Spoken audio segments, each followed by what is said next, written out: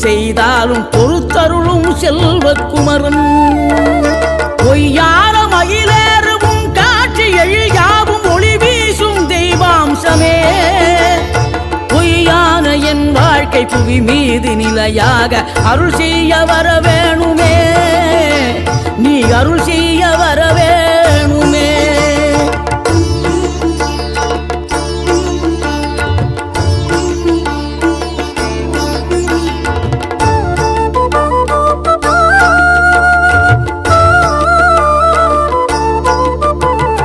இகழ்தலையும் புகழ்தலையும் ஒரு முகமாய் கருதும்படி செவி உரைத்த முத்து குமரன் நீ வறுமையையும் வளமையையும் சமநிலையை உணரும்படி மதி கொடுத்த செல்